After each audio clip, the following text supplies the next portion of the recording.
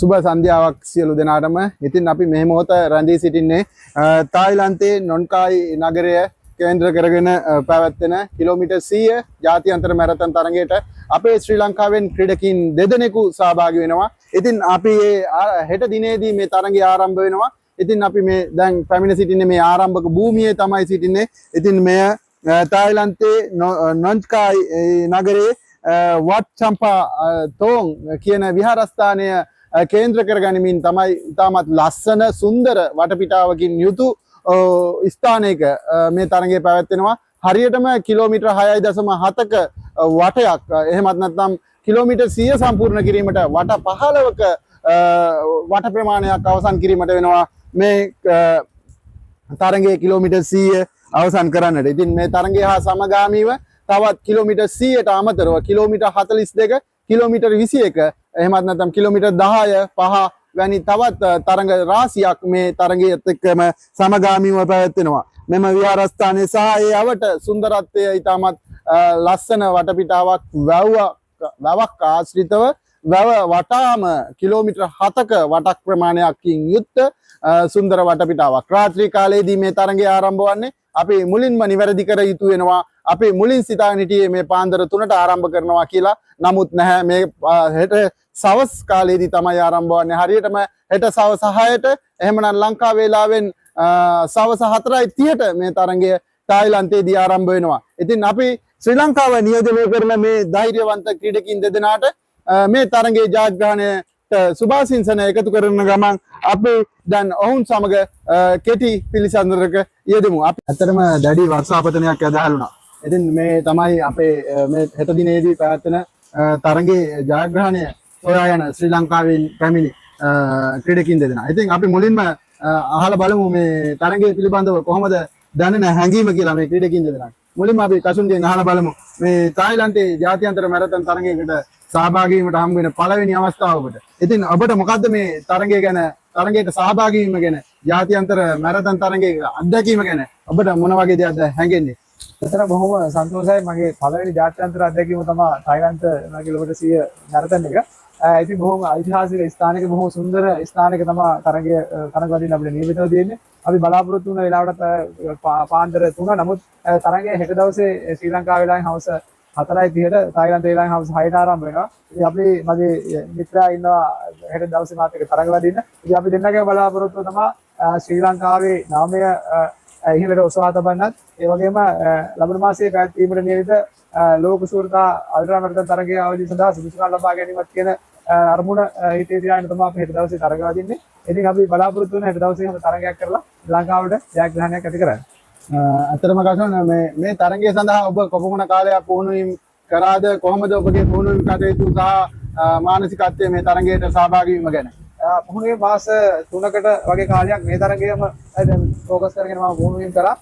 ඒකෙන් අවශ්‍ය පුහුණු වීම ටික මම සම්පූර්ණ කරගත්තා. කොහොම මේ තරගය සහ මගේ ඊළඟ තියෙන තවත් ඉසාවක් තියෙනවා. ඒ සඳහා ඇත්තටම මේ දෙකම එකතු කරගෙන තමයි මම පුහුණු වීම දිගටම කරගෙන ගියේ. ඒ නිසා මම හොඳ පුහුණුවකින් සහ හොඳ මානසික ශක්තියකින් ධෛර්යවත් වෙලා ඉන්න මේ අවස්ථාවේ මේ තරගය සඳහා සහභාගී වෙන්න.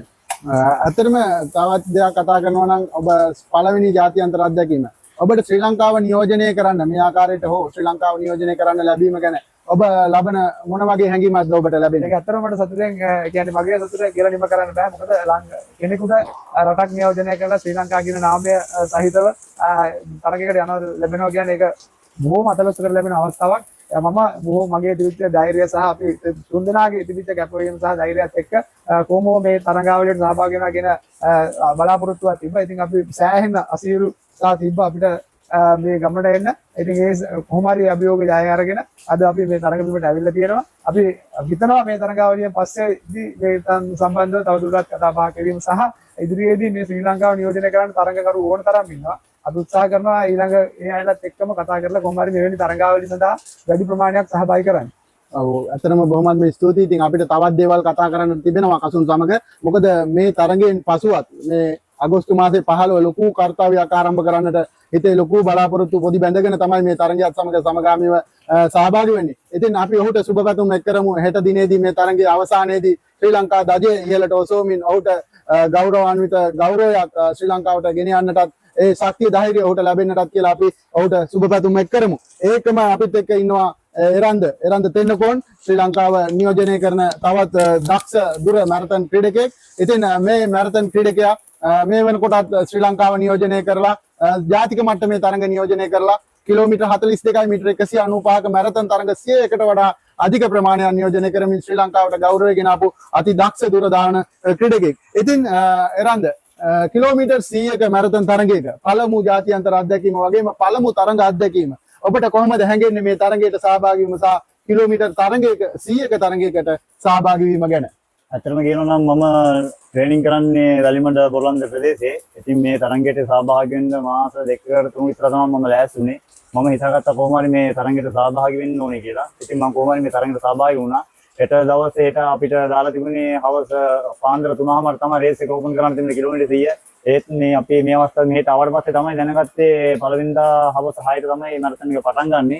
ඉතින් පොඩි අත්පසුවීමක් වුණා අපේ වෙලාව සම්බන්ධව. ඒකත් අපි අදාගෙන මං කියන්නේ ඉතින් ලංකාවාසී සියලුම දෙනාට හෙට හවස 4:00ට අපේ රේස් එක බලන්න කියලා තමයි කියන්නේ. ලංකාව වෙනුවෙන් කොහොම හරි ජයග්‍රහණයක් ගෙන්න ගන්න තමයි අපි දෙනාගේ කොහොම හරි බලාපොරොත්තු වෙන්නේ.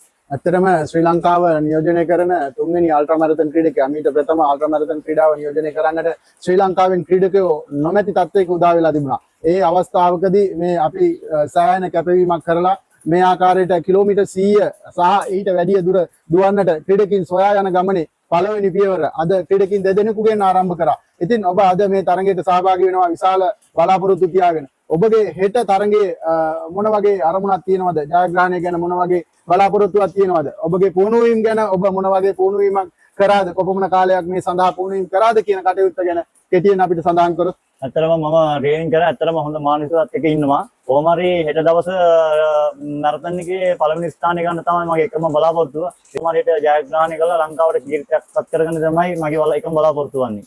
ඇත්තටම මේ ක්‍රීඩකයෝ සියලුම දෙනා පැමිණ තිබෙන තමන්ගේ පෞද්ගලික මුදල් වියදම් කරගෙන. මොකද අපි අල්ට්‍රා මැරතන් ක්‍රීඩාව ගැන කතා කරොත් ලංකාවේ අල්ට්‍රා මැරතන් තරඟ ක්‍රියාත්මක වෙන්නේ නැහැ. අල්ට්‍රා මැරතන් සම්බන්ධයෙන් සංගමයක් තාමත් නියෝජනය වෙන්නේ නැහැ. ඉතින් ඒ නිසා අපි බලාපොරොත්තු වෙනවා ඉස්සරහට මේ සහභාගී වෙන ක්‍රීඩකයන්ට යම්කිසි සහයෝගයක් ඇතිව තරඟ වලට සහභාගී වීමටත් මේ තරඟයේදී මේ ක්‍රීඩකයන් දෙදෙනාටම ජයග්‍රහණය ප්‍රාර්ථනා කරනවා. ඉතින් එරන්දගේ ඒ බලාපොරොත්තුව ශ්‍රී ලංකාවට ගෞරවය අත් කර දෙමින් ශ්‍රී ලංකා ධජය හෙට ඉහළට ඔසවමින් ජයග්‍රාහී ලීලාවෙන් තරඟය අවසන් කරන්නට ශක්තිය ධෛර්යය ලැබේවා. ක්‍රීඩකින් දෙදෙනාටම අපි සුභාසිංසන එකතු කරනවා. ඉතින් ශ්‍රී ලංකා වාසී සියලු දෙනාගේම සුභාසිංසන එකතු කරන්නට මේ අවස්ථාවක් වෙනවා. ඉතින් ඔබ සියලු දෙනාම හෙට සවස 6ට ශ්‍රී ලංකා වේලාවෙන් සවස 4:30ට මේ තරඟය ආරම්භ වෙනවා.